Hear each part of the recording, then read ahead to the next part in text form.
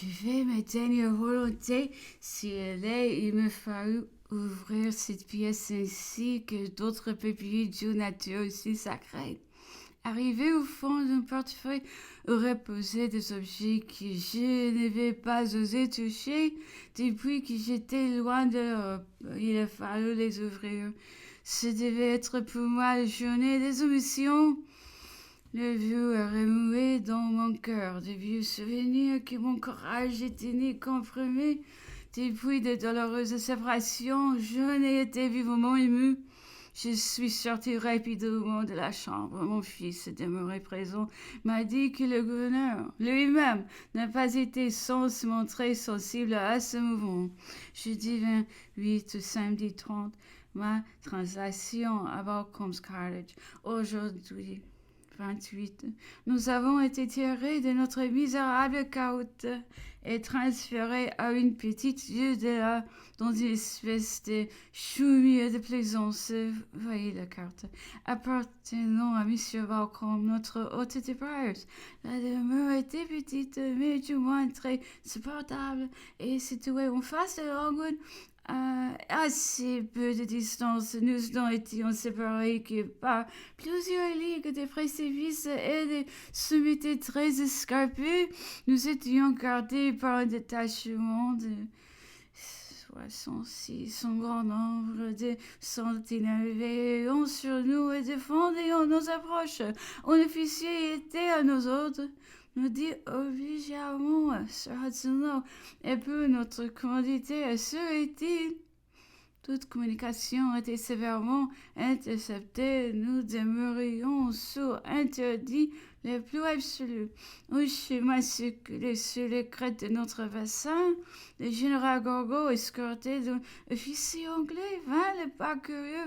Il ne fut aisé de distinguer ses efforts pour se rapprocher de nous autant que cela lui était possible. Ce fut avec un sentiment de joie et de tendresse que nous reçûmes et rendîmes de loin les saluts et les démonstrations que nous adressait notre compagnon, la bonne et excellente Madame Bertrand. Nous envoya de nouveau des oranges. Il ne nous fut pas permis de lui écrire un mot de remerciement. Il fallut nous borner à confier toute notre reconnaissance à des ouvriers des roses cueillies dans notre prison, et que nous lui envoyâmes. Sur Hudson, dès le lendemain, vint nous visiter dans notre nouvelle demeure. Il voulut savoir comment j'avais été couché. Je le conduisis à une pièce voisine et lui fit voir un matelas par terre. Notre nourriture avait été à la volonté. Vous l'apprenez, lui dis-je, parce que vous l'avez demandé. J'y attachais peu de prix. Alors il est violemment fâché contre ceux qu'il avait chargé de nous installer, et nous a envoyé nos repas de sa cuisine de Plantation House, bien qu'à du lieu de distance. C'est là jusque ce qu'on eut pourvu régulièrement à nos besoins. Cependant, une fois dans notre nouvelle prison, il fallut bien songer à nous créer des occupations pour pouvoir supporter le temps. J'ai partagé nos heures de manière à remplir notre journée. Je donnais des leçons régulières d'histoire et de mathématiques à mon fils. Nous fîmes quelques lectures suivies et nous marchions dans notre encloderons les intervalles. Le lieu peu sentait l'air était agréable.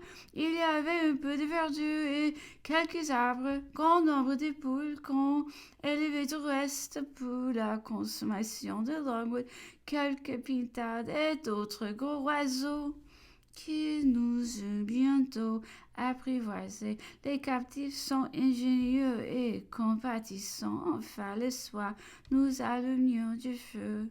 Je racontais à mon fils des histoires de famille. Je le mettais au fait de mes affaires domestiques. Je lui apprenais et lui faisais noter le nom de ceux qui m'avaient montré de la bienveillance dans la vie ou m'avaient rendu quelques services. En somme, nos moments étaient tristes, mélancoliques, mais si calmes qu'ils n'étions pas sans une certaine douceur. Une seule idée nous était poignante, nous réveillait sans cesse. L'empereur était là, presque à notre vue, et pourtant nous habitions deux univers. Une si petite distance nous séparait, pourtant toute communication ayant cessé. Cet état avait quelque chose d'affreux. Je n'étais plus avec lui. Je n'étais pas non plus avec ma famille, qu'il avait quittée. Pour lui, je me restais-il donc que mon fils partageait vivement toutes ses sensations, exalté par cette situation et par la chaleur de son âge. Ce cher enfant m'offrit, dans un moment d'élan, de profiter de l'obscurité de la nuit pour tromper la surveillance de nos sentinelles, descendre les nombreux précipices et gravir les hauteurs écharpées qui nous séparerions de l'angle et pénétrer jusqu'à Napoléon, dont il reporterait de nouvelles. Comme disait-il avant le retour du jour, j'ai calmé son zèle qui, s'il eût été praticable, ne peut voir d'autre résultat qu'une satisfaction personnelle et peut crier les inconvénients les plus graves. L'empereur m'avait tant et si souvent parlé que je ne pensais pas qu'il y eût rien à me faire dire. Et si la tentative de mon fils eût été découverte, quel bruit n'eût-elle pas fait? Quelle importance le gouverneur ne lui eût-il pas donné? Quel compte absurde n'eût-il pas imaginé? Produit dimanche 1er décembre, au vendredi 6. C'est pendant les jours de notre emprisonnement s'écouleront et le gouverneur, bien qu'il continuât de nous visiter souvent, ne nous parlait pas d'affaires. Seulement, il m'avait laissé entrevoir que mon séjour dans l'île et de secret pourrait se continuer jusqu'au retour des nouvelles de Londres. Près de 8 heures étions déjà passées sans le moindre pas vers un dénouement quelconque. Cet état passif et inerte n'était pas dans ma nature. La santé de mon fils était par moments des plus alarmante et privée de toute communication quelconque avec l'Angleterre. Je demeurais seul vis-à-vis de moi-même. J'ai médité sur cette situation, j'ai arrêté un plan et pris un parti. Je l'ai choisi extrême, pensant que s'il était éprouvé de l'empereur, il pourrait être utile et que rien ne me serait plus facile que de revenir en arrière si c'était son désir. En conséquence, j'écrivis au gouverneur la lettre suivante. Monsieur le gouverneur, par suite d'un piège tendu par mon palais, j'étais enlevé de Longwood le 25 du Coran et tous mes papiers saisis. Je me suis trouvé avoir enfreint vos restrictions auxquelles je m'étais soumis. Mais ces restrictions, vous ne les aviez confiées ni à ma parole, ni à ma délicatesse. Elles me sont été sacrées. Vous les aviez confiées à des peines. J'en ai couru les risques. Vous avez appliqué ces peines à votre fantaisie. Je n'y ai rien objeté. Jusque-là, rien n'est plus régulier. Mais la peine a ses limites, sitôt que le faute est circonscrite. Oh, qu'est-il arrivé? Toutes lettres ont été données à votre insu.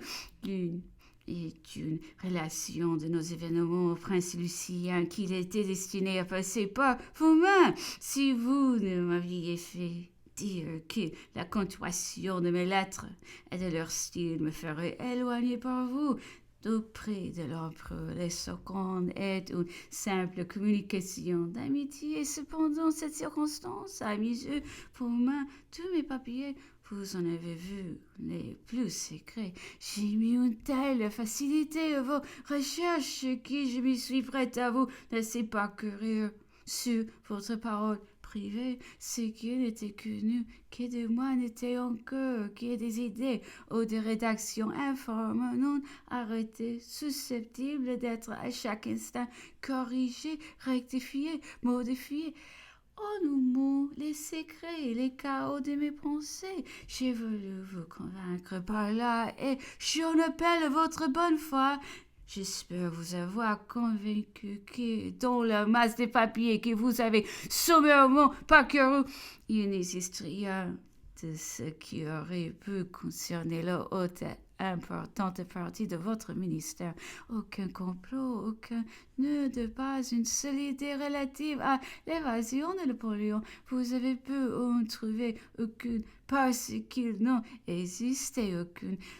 Nous la croyons impossible, nous n'y songions pas, et ce n'est pas que j'ai vu m'en défendre. J'ai volontiers donné la main si je n'eusse vu la possibilité. J'eusse volontiers payé de ma vie cette évasion. Je serais mort, martyr de dévouement. Souhaiter vivre à jamais dans les cœurs nobles et généreux. Mais je le répète, personne ne le croit possible et ne songe. L'empereur Napoléon en est encore à la même pensée, au même désir.